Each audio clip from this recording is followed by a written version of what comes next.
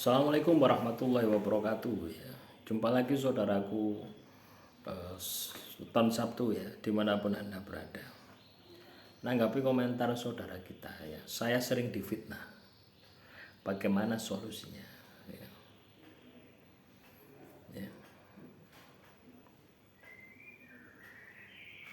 ya. Sebelum tak jawab itu ya, ini ada pertanyaan lagi ya. Sabtu sudah 3 tahun ini lagi dicoba keuangan, amanah utang. Loh, utang kok amanah itu ya? Utang itu bukan amanah. Utang itu ya, kamu tidak bisa mengendalikan nafsu ya, sehingga kamu mencari jalan pintas ya. Jadi itu yang terjadi ya. Jadi kalau kamu katakanlah terjebak dengan utang, yang perlu kamu lakukan ya adalah bertobat ya. Yang perlu kamu lakukan adalah bertobat. Itu ya.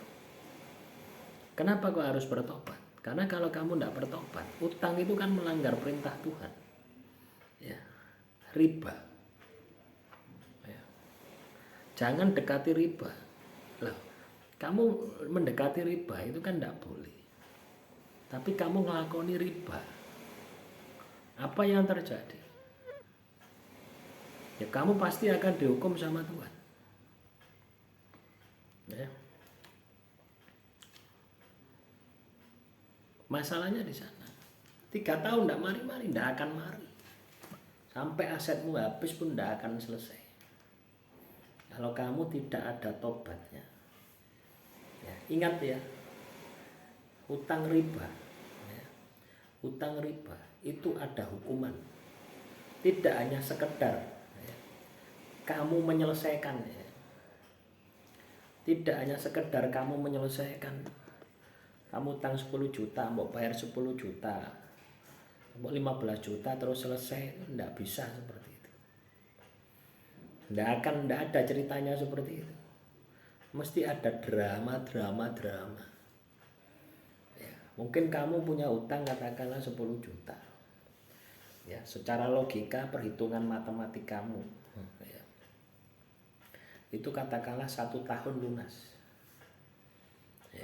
Perhitungan matematikamu 1 tahun lunas, tapi perjalanan waktu 1 tahun tidak lunas, tapi 1 tahun malah bertambah, malah beranak pinak, malah membelit tidak karu-karuan. Itulah riba ya. Riba itu tidak bisa diselesaikan hanya dengan kecerdasan Anda, tidak bisa. Riba itu harus diselesaikan dengan pertobatan. Berjanji tidak akan mengulangi lagi. Minta maaf sama Tuhan. Kalau muslim itu ya istighfar. Memperbanyak istighfar.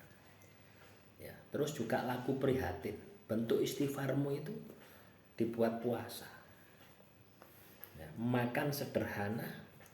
Ya, dibuat puasa, misalkan puasa Nabi Daud, sehari puasa sehari tidak, mangane diempet, dibuat sederhana ya. Dengan tujuan kapok, saya akan menyelesaikan hutang saya dan tidak akan mengulangi lagi itu ya.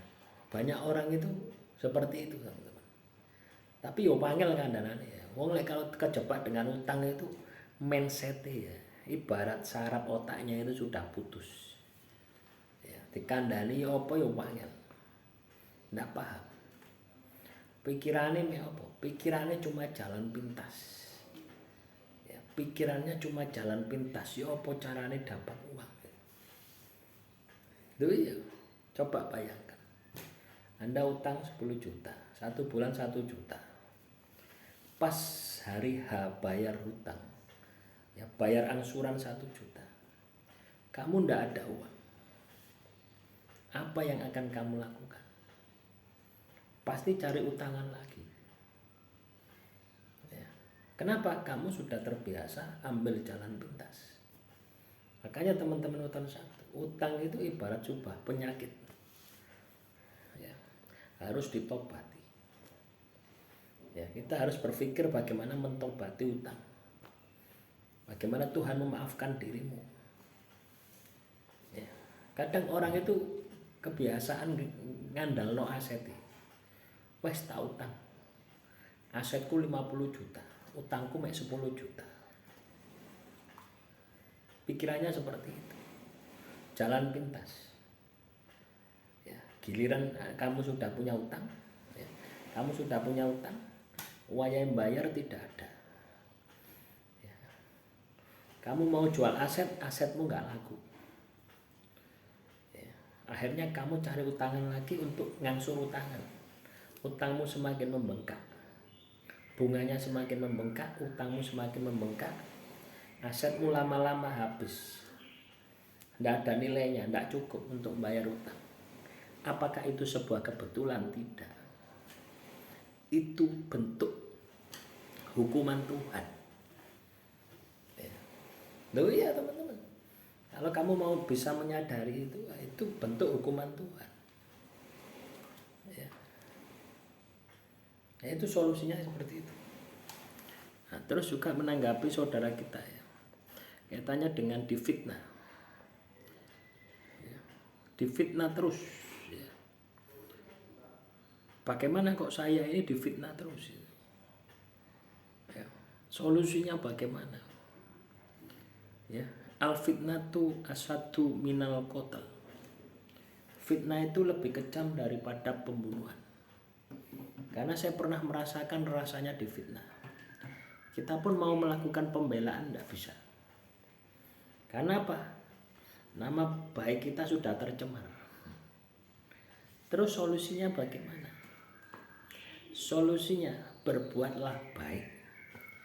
Jadi jadikan fitnahan tadi itu sebagai kontrol ya, sebagai kontrol diri Anda untuk tidak melakukan perbuatan yang tidak baik. Sehingga dengan sendirinya seiring waktu alam akan membalik keadaan. Caranya seperti itu. Ya.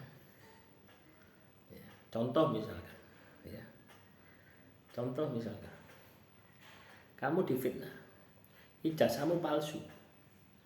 Ya, kamu difitnah, ijazahmu palsu.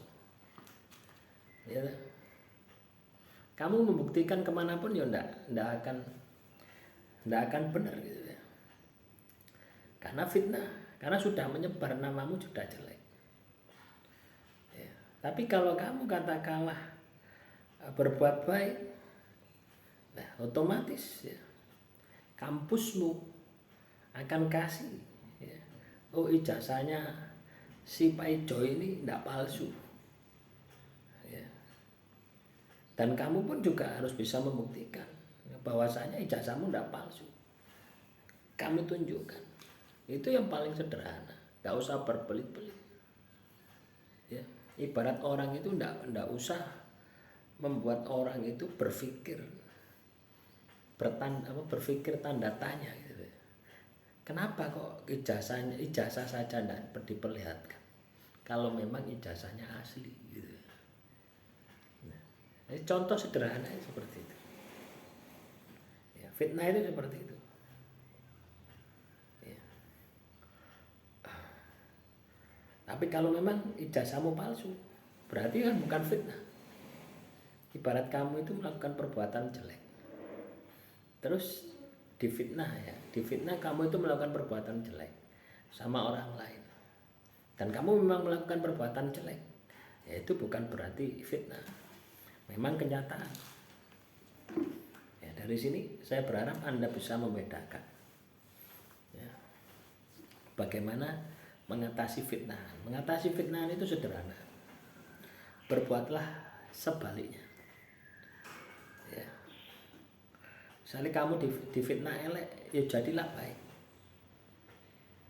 Ya. Jadi selalu ada manfaatnya. Gitu. Selalu ada manfaatnya dari peristiwa yang kamu hadapi. Demikian yang bisa saya sampaikan. Semoga materi kali ini bisa bermanfaat. Assalamualaikum warahmatullahi wabarakatuh. Salam rahayu, rahayu, rahayu.